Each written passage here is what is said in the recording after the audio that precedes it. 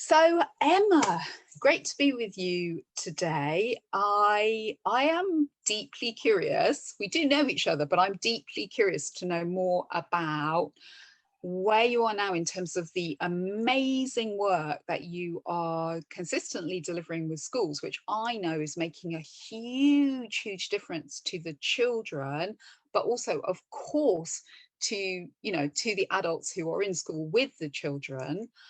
So can you tell us a bit about it? Because I know you were a teacher, which to me is always incredible that you have walked in the shoes of the people that we are exploring this with today.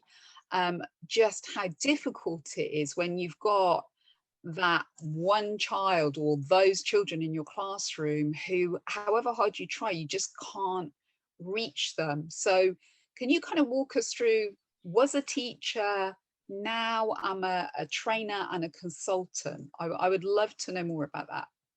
Okay, yeah, I'll talk you through a little bit of my journey to that point. So I started out life in my career as a teacher. So I was in the classroom and a music lead at the same time. So busy job. Yeah. Doing all the extracurricular stuff at lunch times as well, taking kids to concerts after, which was wonderful. But it was add-ons to the curriculum stuff. So busy classroom job with a year 4 class to start with in the city, Bristol. And I would say the first couple of years, I really did struggle a lot, not because I didn't love my job, but just purely because I don't feel at that point that I'd had the right training. We know so much more now about how children's brains work, how they need to be calm in order to access learning. Anxious brains do not soak up any learning whatsoever.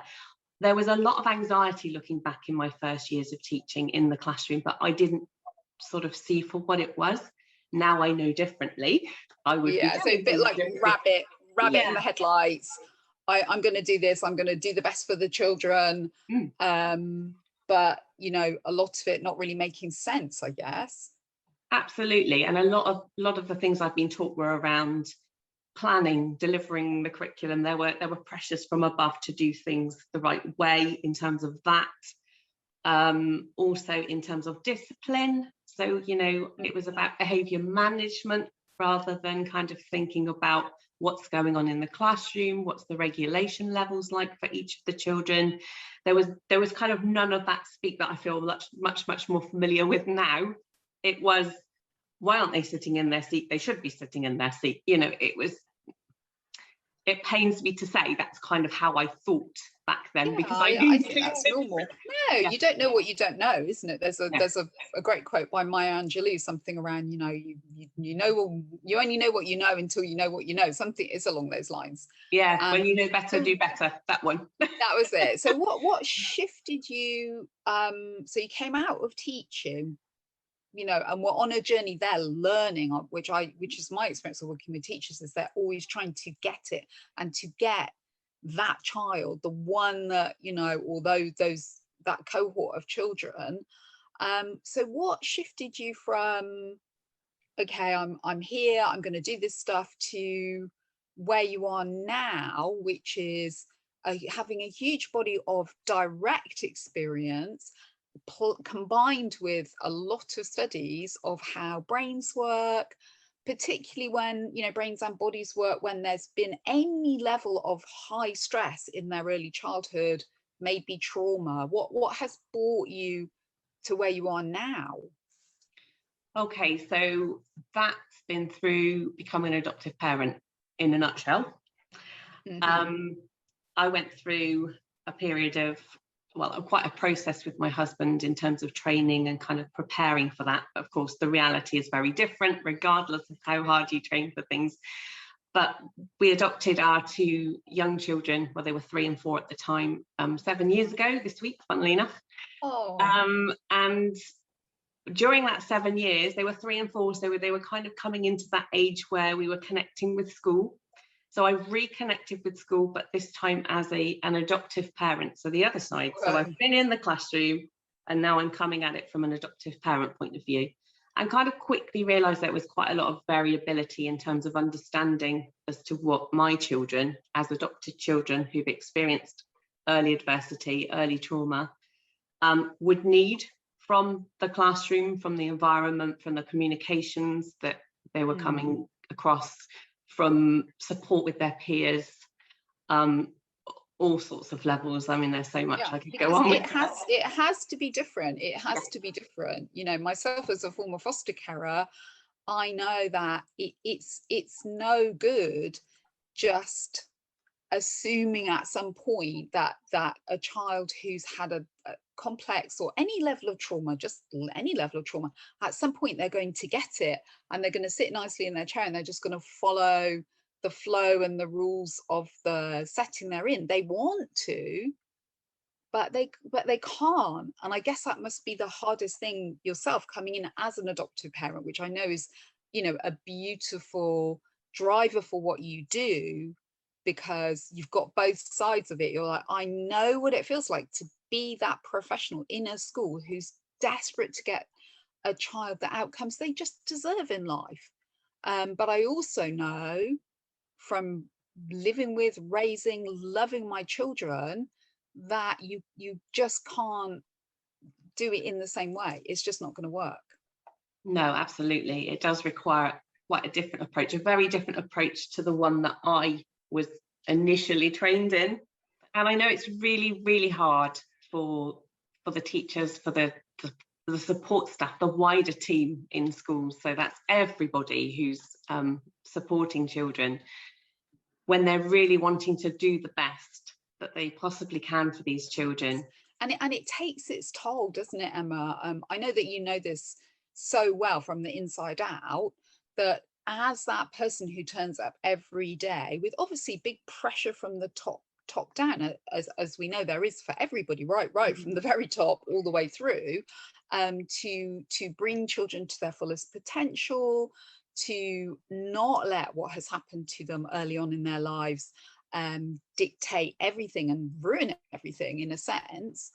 So you know, there's everyone's there with this aspiration and this joy of these children, but completely stumped and then hitting blocks all the time.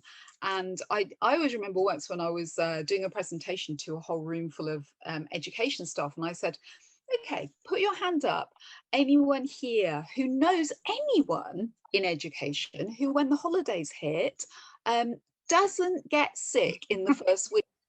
And you know, the whole room, nobody put their hand up, because nobody knows that person, because of the toll that is, you know, is on, and the pressure that's on the adults around the children.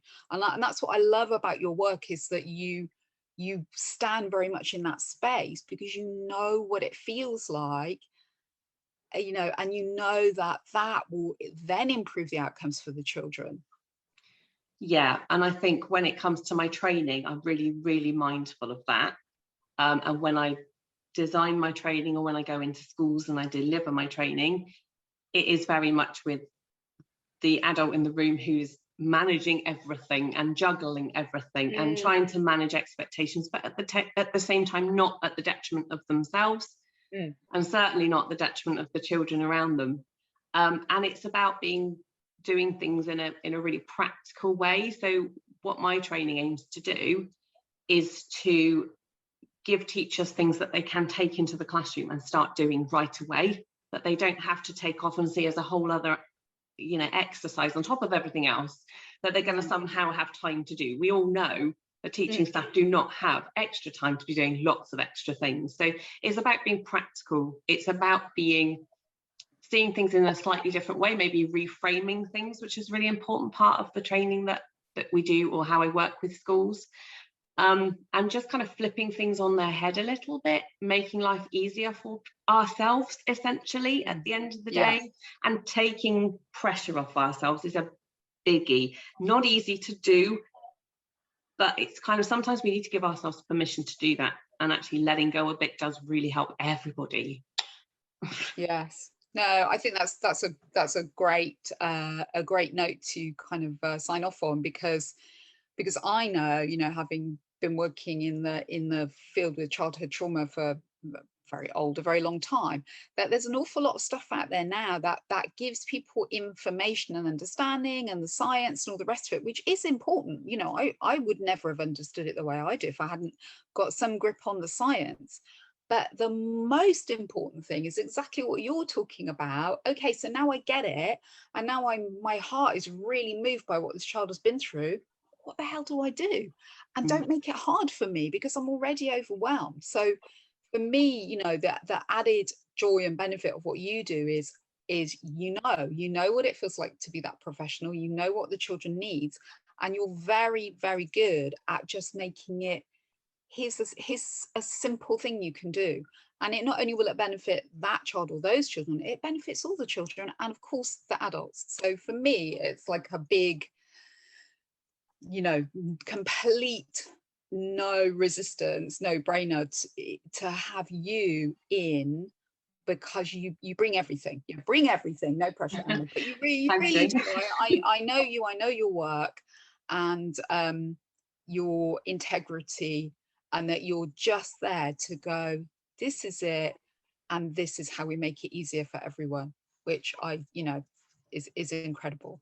So how do people get hold of you? What's the best way, the quickest best way to, you know, jump off this now and immediately get in touch with you?